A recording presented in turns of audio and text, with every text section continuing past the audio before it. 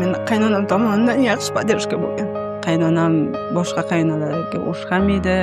O'sha karantin boshlangan vaqtda Kiprikka o'qiyman deganimda qaynonam chiqarib bergan menga $700 qaynam kissasidan chiqarib bergan o'zi. Bor o'qib kel, men senga ishonaman deb qaynam jo'natargan.